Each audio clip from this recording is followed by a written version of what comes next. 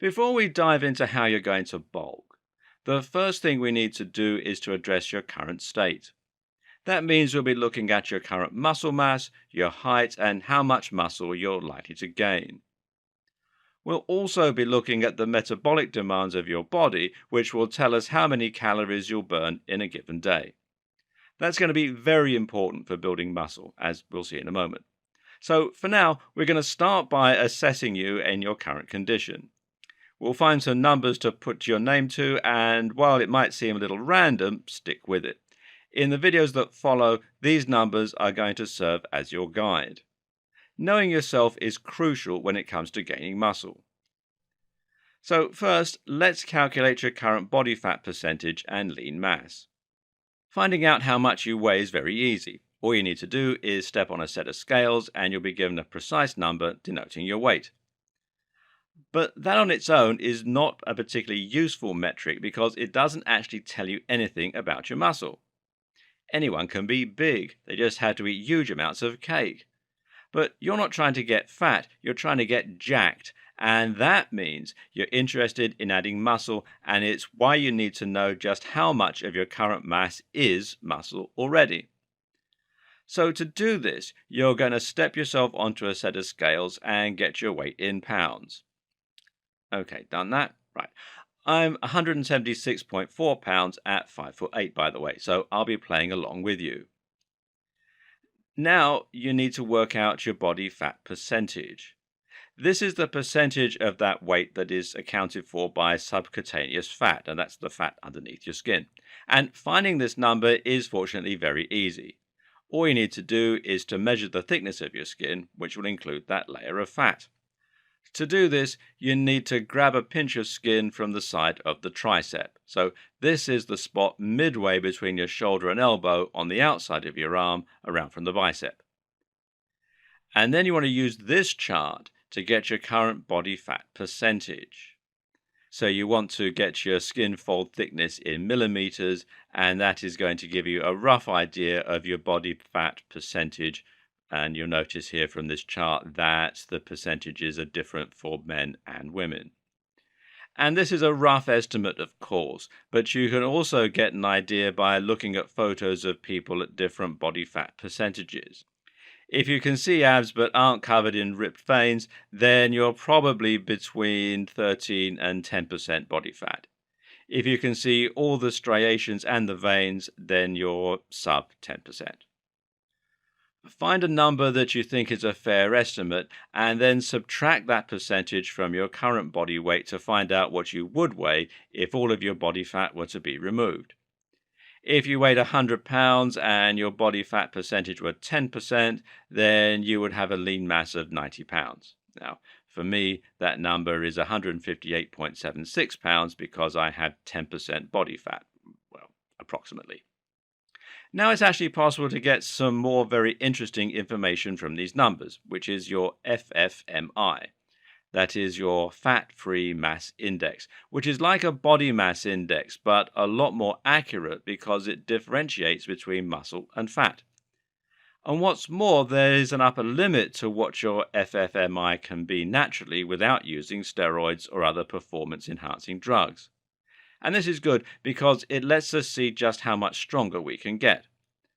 To work out your FFMI, all you need to do is use this equation. FFMI equals your LBM in kilograms divided by your height in meters squared. So convert your lean body mass to kilograms, then divide it by the square of your height in meters. So when I do this with my numbers, I get a score of 23.065. The maximum it is generally agreed that you can score here is about 25. Any higher than that, and people will, perhaps rightly, suspect that you may be using steroids. This was the finding according to one study that surveyed a lot of natural athletes to see where they would peak. This is your genetic limit, and beyond that, you'll only really be able to add fat. It's not a perfect score, though, and some individuals generally have been able to break through and go even further beyond, Dragon Ball Z quote, even without steroids. But as a rule, this is how far you can expect to go. So if I have an FFMI of 23.065 and the maximum is 25, that means I have achieved 92.26% of my genetic potential. Work out how close you are to achieving yours, and you can start to picture just how much bigger you could potentially get. Know this though, the closer you start to get to your genetic limit, the harder it will become to add on more muscle. This is why experienced athletes can often be quite jealous of beginners who still experience noob gains. But it's good news if you're currently very skinny, because it means you'll be able to really start piling on the pounds quickly with the right regimen. With that out of the way, we can finally work out your AMR and BMR. So, what exactly are these numbers? Well, your BMR is your basal metabolic rate. This is just how much energy, in calories, your body needs in order to live. This is assuming you're not moving at all, you're just lying there. Your body will still need to use up energy simply to maintain your systems, to help you blink, breathe, digest, and pump blood around your body. Your AMR is this number plus the number of calories you're burning through movement and exercise. When you combine those two things, what you're left with is the total energy demand of your body on an average day. This in turn tells you just how much you need to eat if you want to avoid burning fat, and how much you need to eat if you want to encourage burning fat. Because if you were trying to lose weight, then you would need to remain on a calorie deficit. That would mean you'd be eating fewer calories than you burn throughout the day. As a result, your body will be forced to burn fat in order to fuel your various movements or just to keep your heart beating. But you're not trying to lose weight.